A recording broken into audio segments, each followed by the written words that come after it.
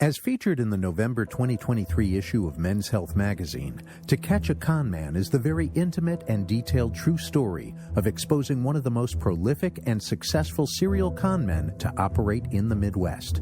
A career con man who was able to get away with scamming and stealing in and around the suburbs of Chicago for more than 40 years. What's even more interesting is that he had never been arrested in Illinois for running his scams, some that date as far back as the 1980s. If there is a living devil and evil on this earth, it is him. To Catch a Con Man is brought to you by Studio 847 in Long Grove, Illinois. Could $100,000 sustain my life? It couldn't even come close. So listen to me. If I was going to be in some sort of con, scam, conniving thing, it'd be for millions. It wouldn't be for $100,000. Listener discretion is advised, as some of this programming contains language and content that might be offensive to some listeners. Thank you all for taking the time to listen to our true crime podcast, To Catch a Con Man. In part one of this last episode, there was a delay from the time Adam testified to when the trial resumed in February of 2023. Now the prosecutors and defense will offer their closing arguments, and a verdict will be rendered. A surprise decision by Judge Christopher Lombardo leaves everyone speechless. This is part two of A Menace to Everyone You Meet. Join me on this adventure to catch a con man. This is Adam Albin.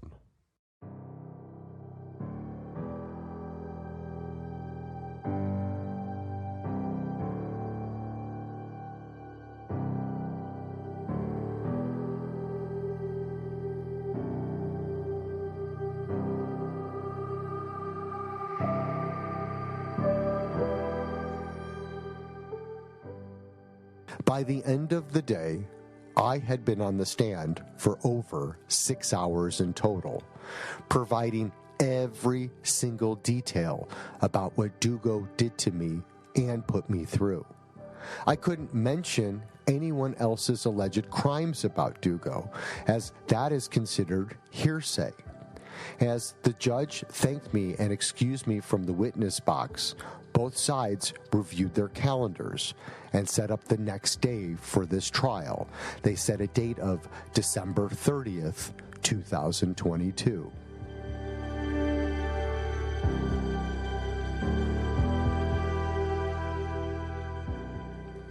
But that didn't happen.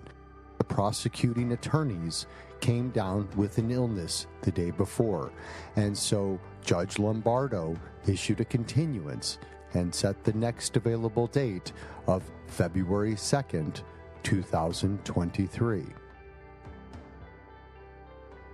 I had some major concerns with the delay, as my testimony took place on December 12th, 2022.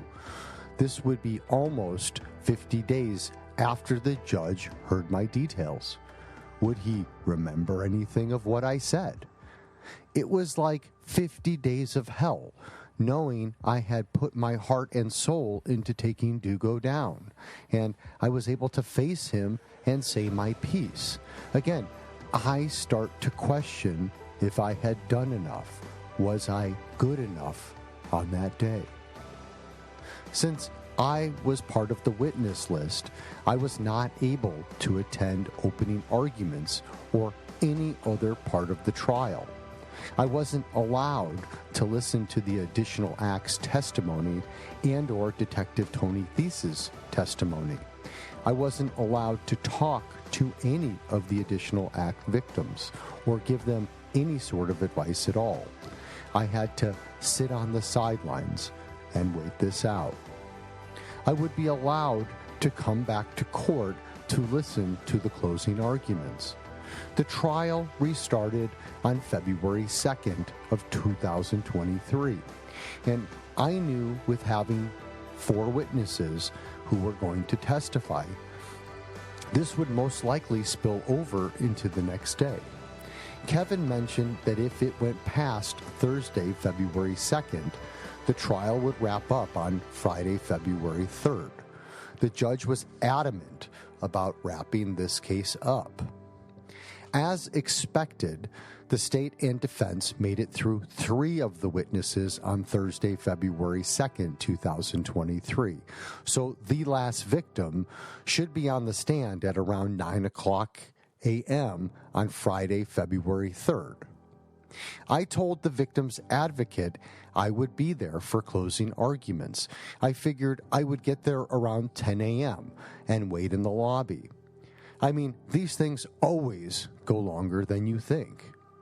Well, that last witness must not have taken very long, because as I'm walking to courtroom T712, my phone rings and the voice on the other end says, "Hey, Adam, it's Melissa Burke. Are you here?" She is walking out of the doors of the courtroom as I am walking in, and she's like, "Phew, oh, you made it." Closing arguments are about to start. She goes on to tell me that the defense made an objection to me being in the courtroom to hear those arguments, but Kevin Barrell fought for me, and I would be allowed to listen in.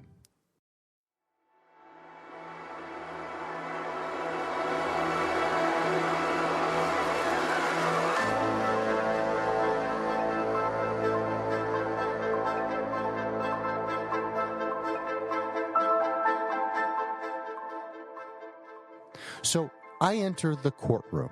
Now, what is different is that CBS 2 Chicago wasn't here today, nor was their photographer. They had prior obligations, and Dorothy Tucker couldn't make the trip up. It is literally Ricky Dugo and his 2 attorneys on one side, and then Kevin Barrell and the young Russell Caskey on the other side. Then there's the judge, the victim's advocate, 2 Lake County sheriffs, and me. Dugo has no family present. He had no friends present. And the prosecution starts first, and attorney Kevin Barrell, who had been very even-keeled this entire trial, digs down deep inside of himself and unleashes a barrage of facts and truths surrounding Ricky Dugo's patterns and history of long cons, where he has reused and recycled the Apt Electronics con over and over for more than many years. It's a side of Kevin I've been dying to see. He was a complete beast of a prosecutor, giving facts and truths and lighting up Ricky Dugo, who didn't bat an eye to anything Kevin said. He passed it off to Russell Caskey, who goes over the state's obligations to prove theft, and then he gives the definition of theft by deception, obtaining control over my property using nothing more than lies and deceit to perpetuate his scams. He went back through each of the additional acts witnesses' testimonies, providing the details of how Dugo did this identical scam over and over to gain control over their money using the means of deception, as Dugo did not have a single connection to Apt Electronics. This could never be a business deal that went bad, as a business deal that went bad would be bad for both Ricky Dugo and each and every victim. The prosecution fucking crushed it. I was tearing up in the courtroom as I was so proud of the hard work and commitment and sacrifices they put into this case to try to gain some form of justice for not just me, but for every single Ricky Dugo victim that was out there. The defense started their closing argument, and it is solely based on one main theme: that Ricky Dugo offered a business investment opportunity that unfortunately didn't transpire. Large in part because I had created a spoof profile Facebook page, and that scared off Rick's contacts, who left Ricky Dugo high and dry. Ricky Dugo was also a victim in all of this, as his money was taken as well. But he followed it up with, "It isn't a crime if a business deal went sideways." it was just a bad business deal. And if I would have gone about this in a different way, I most likely would have received my money back in time. It was so weird to be in the courtroom hearing two sets of attorneys talk about you like you aren't even there. That being said, it was really something special to be a part of, good, bad, or indifferent. The hard part of this trial was over. Now, as soon as closing arguments are over, I figured the Honorable Judge Christopher Lombardo would pause and take a few days or a week and set up a new court date for his verdict. But that didn't happen.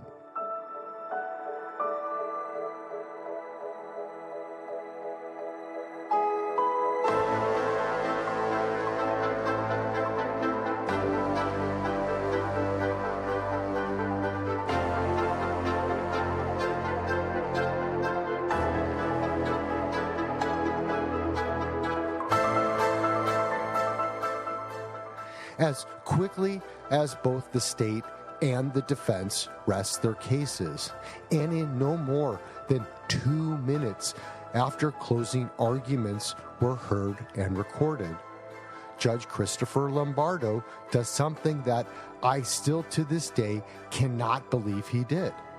He goes directly into his verdict. He says, in regards to the first charge of theft for what was a Class 2 felony charge, he looks directly at me and says, from what he had heard in my testimony, I willingly gave Ricky Dugo the money and that he didn't actually steal the money from my pocket. I believe he goes on to say, I should have known better, and some of this I am paraphrasing from memory. So in regards to count 1 of theft by control over the amount of $10,000, but less than $100,000, the Honorable Judge Christopher Lombardo states, I find him not guilty. Now, my heart just sank into my stomach, and I could very well throw up all over this courtroom. I looked away from Judge Lombardo in that moment. He doesn't skip a beat, and he looks over at Ricky Dugo and says, however, in regards to the second count of theft by deception, I absolutely find Mr. Dugo to be guilty of committing that crime against Mr. Albin.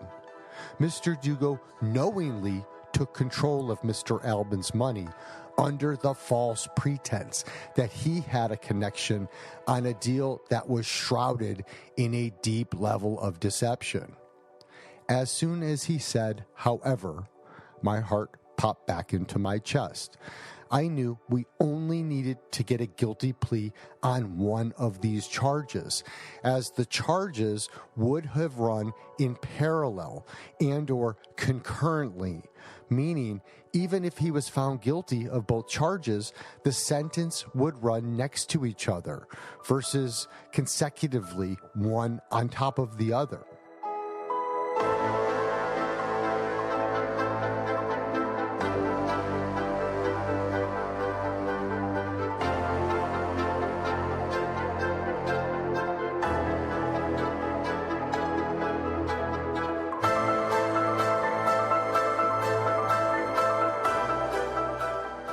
Now, this is the single most amazing thing about the entire trial and this epic win for Lake County.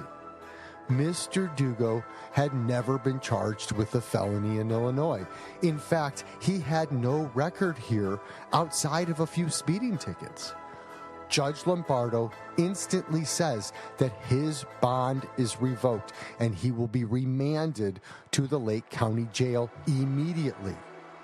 Now, Ricky Dugo's attorneys object and say, Your Honor, Mr. Dugo is a father and the primary caregiver to his 3 children. He has shown up to every part of this court case and all of the case management conferences. Would you please take that into consideration and allow him to be released on his continued bond until the PSA is completed and you have set a sentencing date. Judge Christopher Lombardo acknowledges the defense attorney's ask and states he has made his decision and that Mr. Dugo is a threat to society and will need to be remanded into custody. Now, this is so fucking surreal. At some point during the closing arguments, I never noticed that the presence of Lake County sheriffs had multiplied. Now there were 3 of them in the courtroom. Dugo's attorneys are telling Rick he needs to empty everything out of his pockets, remove his belt, his tie, and his shoelaces. They hand him a plastic bag for him to place all of his personal items into, and that is given to his attorney. I am watching this happen in front of me. Dugo, the guy that has always gotten away with it. Dugo, the guy that was always going to beat these charges. Dugo, the guy that told Dorothy Tucker it was all a lie, and that's why he has attorneys. Dugo, the guy that swore he was never going to jail in his life, is literally being handcuffed in front of me. There are 3 Lake County sheriffs there to help him get up. He is visibly shaking. He is in complete and total shock. What the fuck just happened?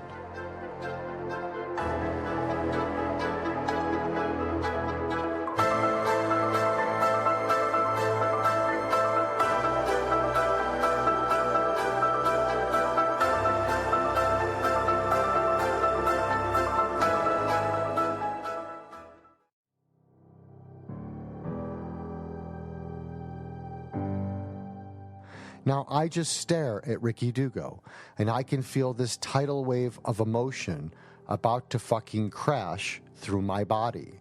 And I am trying so hard to hold back my tears of joy. It's like when you're holding back your tears from falling out of your eyeballs. So you make your eyeballs as large as you can so the water can try to go somewhere else. I wouldn't cry in front of Ricky Dugo, so I held it back as best I could, as I didn't want him to see me as anything other than strong and stoic. As I watch Ricky Dugo get escorted out of the hidden stairwell that is inside of each of these criminal courtrooms, I took mental pictures of him looking beaten down and broken. I took great pride in knowing I was the one that provided that everlasting image. It took a minute to kick in, but by Judge Christopher Lombardo remanding him into custody right then and there, the verdict could only be taken one way for Ricky Dugo. He was most likely going to prison and would know his fate in about 4 to 6 weeks. I could only wonder if my partnership with Dorothy Tucker and the CBS 2 Chicago News team had made a subtle difference. I would guess that any judge would be wondering why a white-collar case would garner any such media exposure. I can only hope that part of my plan helped to open everyone's eyes to the forever cons in Ricky Dugo.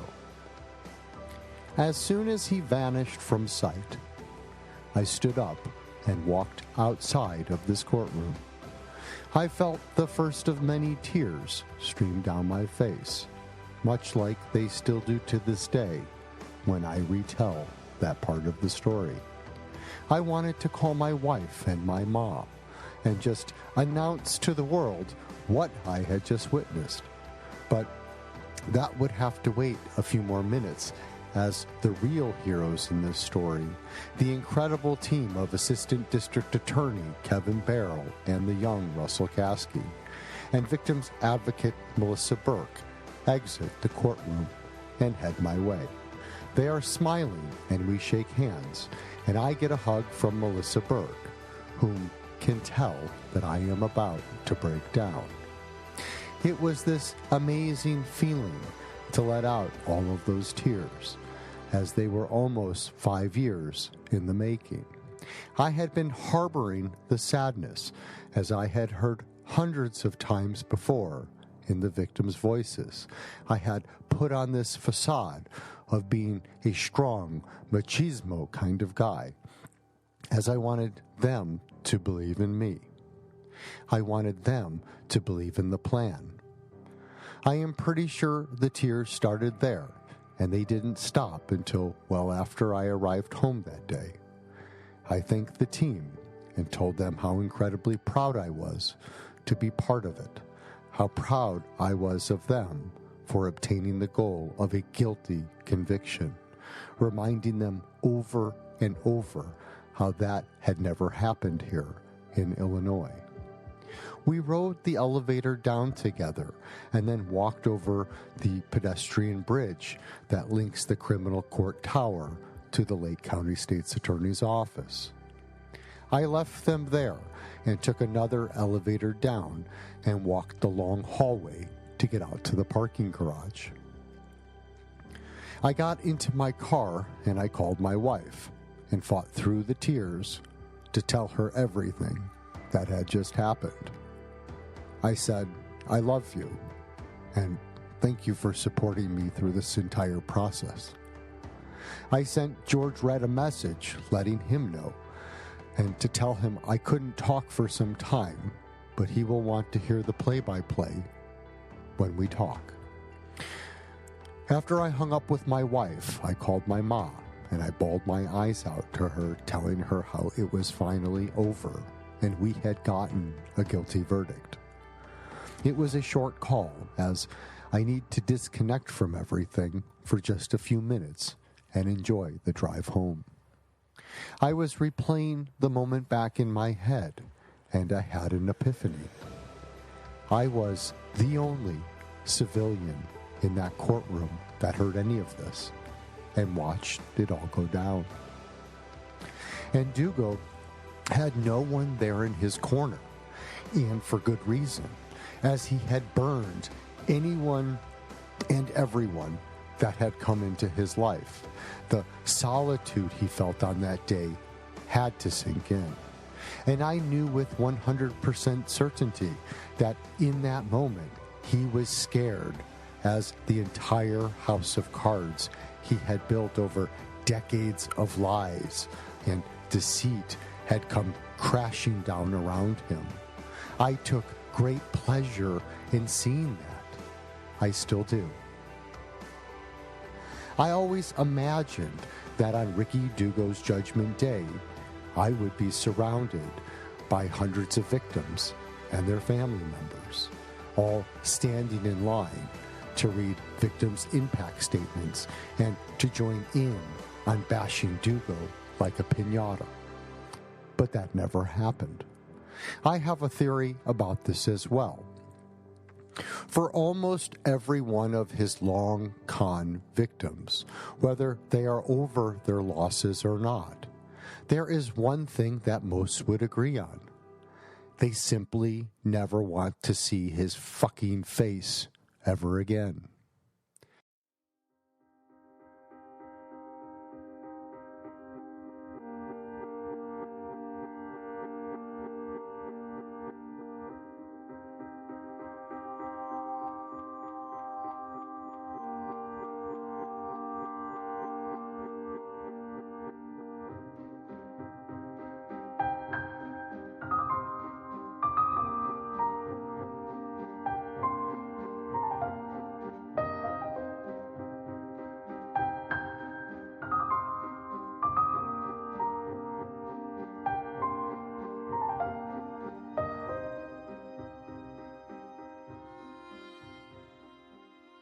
February 3rd, 2023 was one of the single best days of my life. I was now on the other side of this whole fucking mess, and I was going to relish in the moment and take a victory lap of sorts. By that evening, I had contacted everyone I had talked to along the way and gloated about him being in the Lake County Jail until his sentencing day was set. And as a little feather in our caps, this time, Lake County issued a press release about his conviction. That night, CBS 2 Chicago ran a short story on it, and I gave a short Zoom interview and added details. His sentencing date was set for the week of March 17th, but as that date got closer, attorney Kevin Barrell reached out to me to let me know Dugo was now changing his tune, and instead of going through with the 3 additional trials, he was finally ready to renegotiate a plea for the rest of those charges. Kevin asked me for my buy-in, saying I wouldn't have much say in it, but he did want to know what I thought was fair and just. In my mind, he still had 3 court cases left to go, and there were 3 Class 1 felonies still on the line, which carried a 4 to 15-year sentence on each of those Class 1 felony charges. Something to note in Illinois is that for most nonviolent crimes, whatever the prison sentence is, you can divide that in half for time really served. So for a 4-year prison sentence, that means the convict would serve 2 years and potentially get additional credits for time served and good behavior. I said I wasn't comfortable with anything less than 10 years. I think Kevin appreciated my wild idea, but he was also a realist. So as that March 17th date came closer, he said it would most likely get postponed while they finished this negotiation. I really didn't care, as the longer it took, the more time Ricky Dugo had to spend in the Lake County Jail, which, from what I've heard, wasn't a great place to spend your days and nights. I got a call on Thursday, March 23rd, 2023, that a last-minute deal was reached, and Dugo would be pleading out tomorrow morning during the 9 a.m. session, and I was more than welcome to come and watch it unfold. The deal? He would be pleading guilty to a Class 1 felony charge on Lou's case for theft by deception over $100,000, but less than $500,000. He would take 8 years in prison and be ordered to pay $145,000 in restitution to be split amongst the 4 victims with charges. 8 years in prison would mean he would be serving just 4 years. I looked at my calendar, and there was no way I was going to miss this. I asked my wife if she would like to go with me, and she said of course. She didn't want to miss this opportunity either. So we went to the Waukegan Courthouse on Friday, March 24th, and we waited almost 2 hours for Ricky Dugo to appear.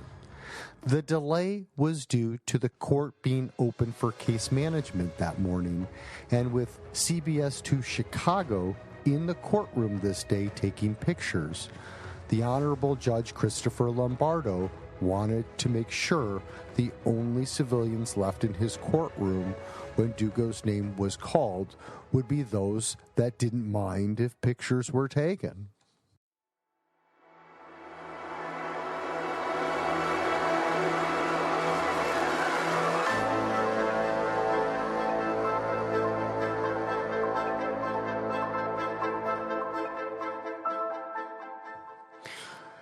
At around 10:55 a.m., with the courtroom finally cleared out, the hidden door opens, and out walks a nearly unrecognizable version of Ricky Dugo. His hands are cuffed in the front. He is wearing shackles on his ankles, shuffling along to the center podium where he stands before Judge Christopher Lombardo. Gone is his jet black dyed hair.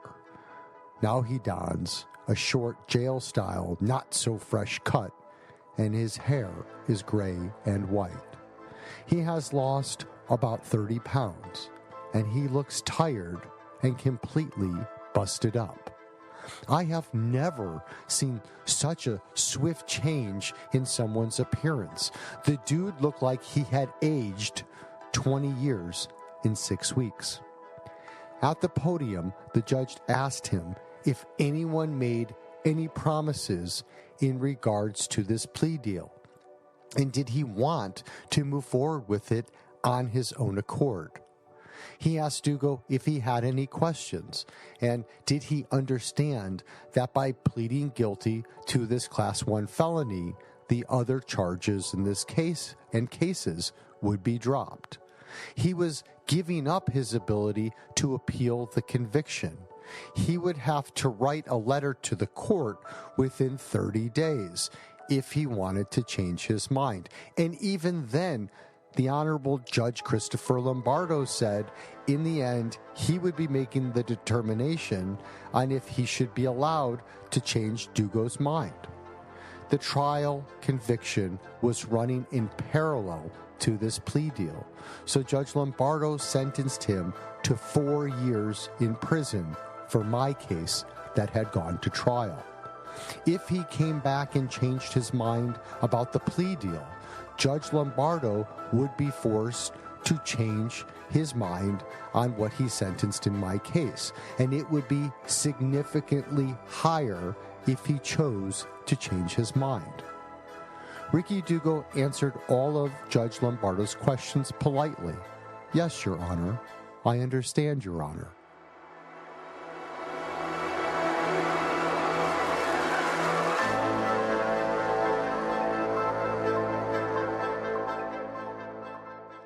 It was at this moment the Honorable Judge Christopher Lombardo looks directly at Ricky Dugo and says this: "You are a menace to everyone you meet."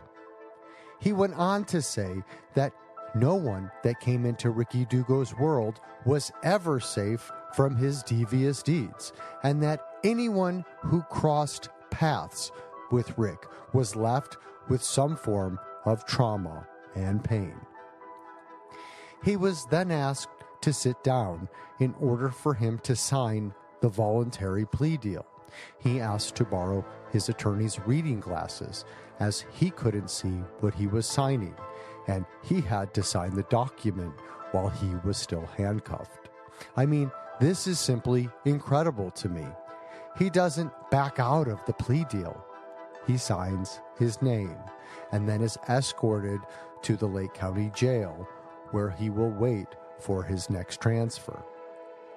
The best part about today is the 5th anniversary of Ricky Dugo pitching me his con. 5 years to the day he approached me at Export Fitness. 5 years later, he is signing his fate. I think the prosecution was holding their breath for those 30 days, as once those elapsed, Dugo had waived away all rights to appeal. And where is Ricky Dugo heading next on his farewell tour? The shit of the shit. After a few weeks, he will be transferred to Statesville, which is one of the state's maximum security prisons and one of the most revered correctional facilities in this nation. You want to talk about being in the shit? Welcome to Statesville, Ricky Dugo, your temporary hellhole you will live in for the next few weeks or months until the Illinois Department of Corrections finds you a more permanent home. So where is Ricky Dugo now, you ask? He is in the Vandalia Correctional Center, 6 hours south of his kids and his wife in downstate Illinois. He was sentenced to 8 years in prison, but will serve only 4 years. Looking at the IDOC inmate portal, he has already been given 10 months of extra credit, and his projected parole date is now May 11th of 2026, which would be 10 months sooner than what he was supposed to have served. At this point, I really don't care if he gets out next week, next month, or next year. He will never be the same larger-than-life character he once was. There is no coming back from this, Rick. You have been beaten. My advice to you is learn a skill and get a job and work each and every day to right the wrongs you are responsible for. And admit what you are. Start to pay your victims back. If not with money, then in some form or fashion that is decent and good. I can tell you this, Ricky Dugo, I will never stop hunting you down. I will always be an advocate for justice and will continue to fight for all of your victims. So if you haven't learned your lessons, you need to take your con game elsewhere, somewhere far, far away, as what I have on you is a lifetime of crime and the complete timeline with almost every single detail. This isn't a warning. This is truth. So if you are confused with anything that I am saying, let me unconfuse you this one last time. Stop the cons. Stop the scams. Stop all of the lies and deceit. Because I can tell you this with 100% certainty. You are now on everyone's radar.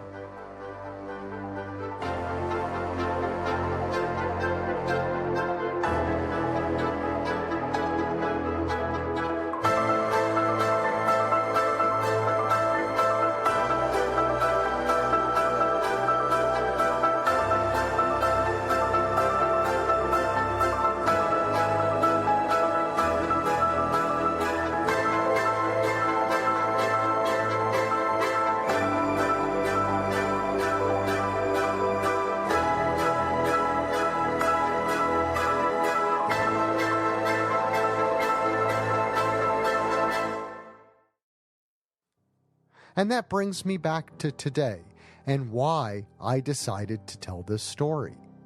There are many lessons to be learned in hearing this story. And the first being, if it is too good to be true, well, it usually is. The second is that it is okay to ask more questions and do your own due diligence when it comes to embarking on a business opportunity and or a friendly deal. Do background checks. Ask friends of friends. Make sure this person is on the up and up. Do not blindly trust anyone with your hard-earned money. I don't care if it's family or your best friend. Money will ruin relationships. If someone steals money or property from you, go to the police and file a case and be your own advocate for justice. Sometimes you just need to keep pushing the authorities to do something. Be kind to one another. And remember, if this can happen to me, this too can happen to you. I hope you have enjoyed hearing my story.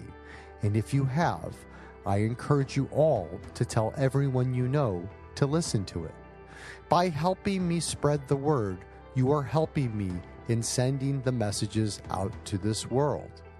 If that message and lesson just helps one more person from falling prey to a scammer, we have all done our jobs in helping to make this world a safer place. I would love to hear all of your comments.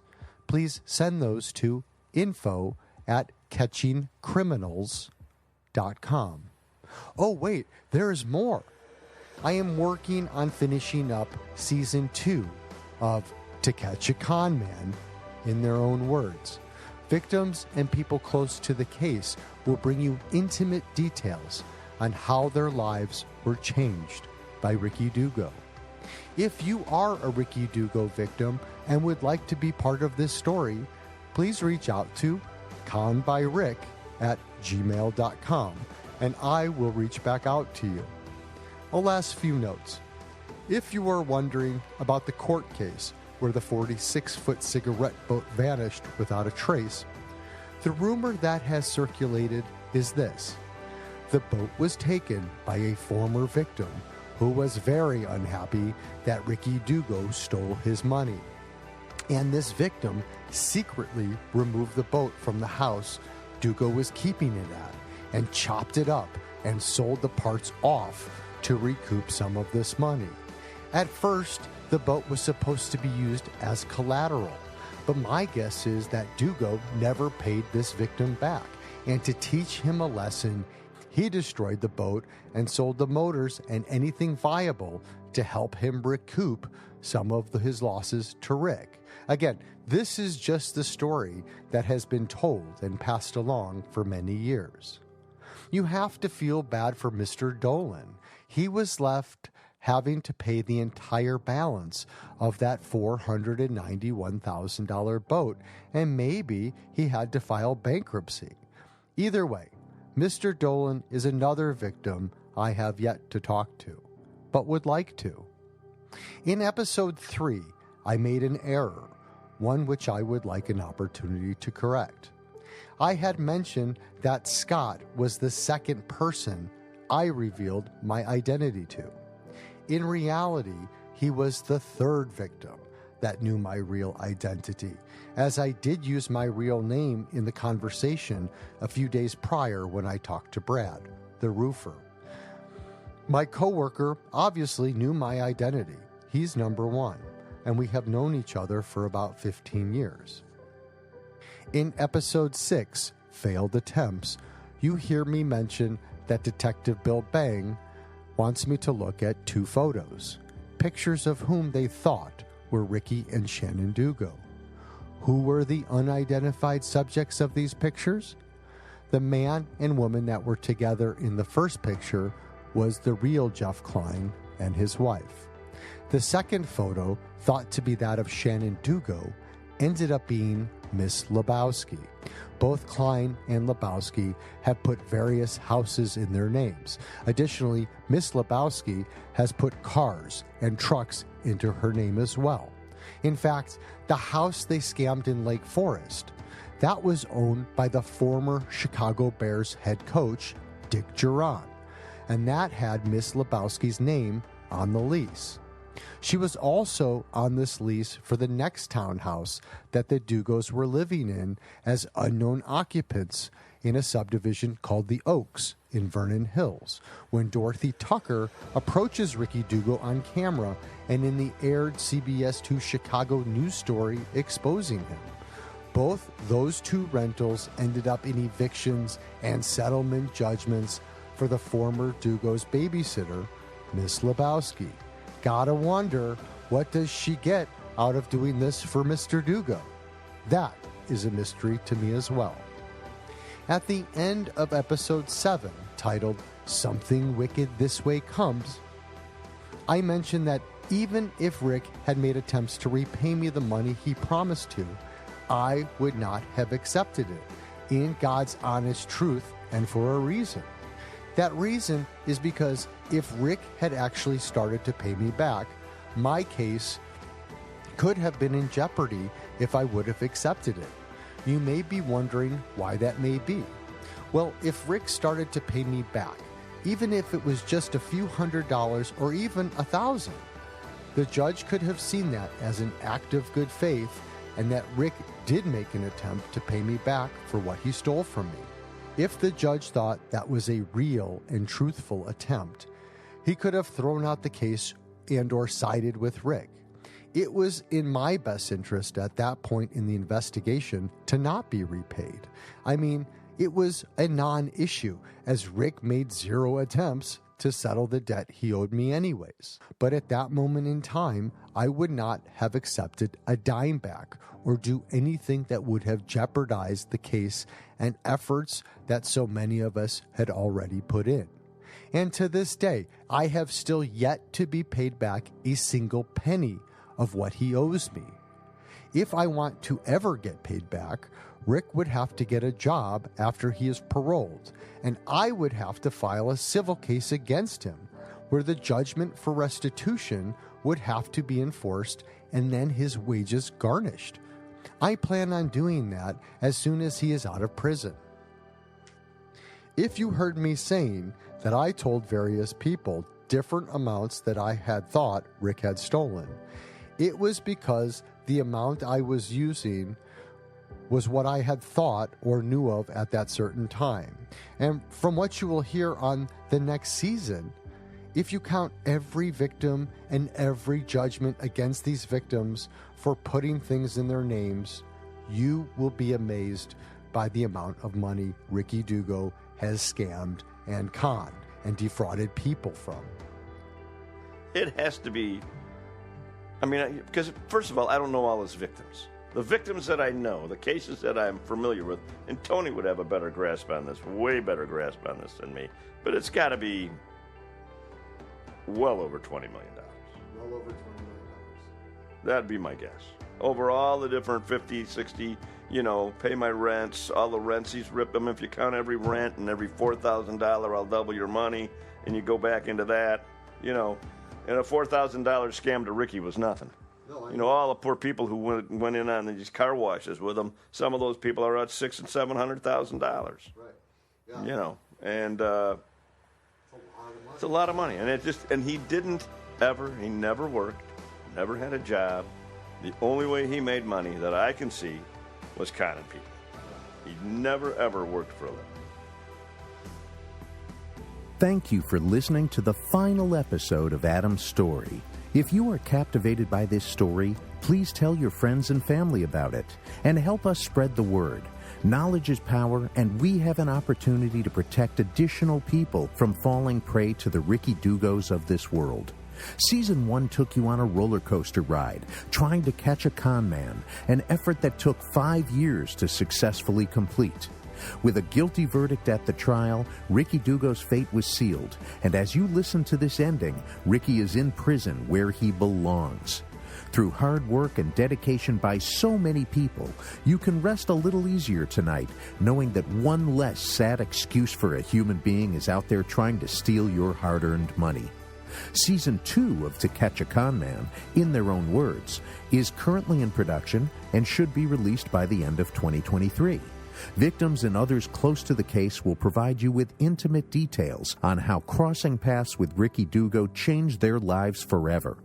We would love to hear what you thought of this story. Please send your comments and feedback to info@catchingcriminals.com. And don't forget to listen in to Adam's final thoughts, coming up next.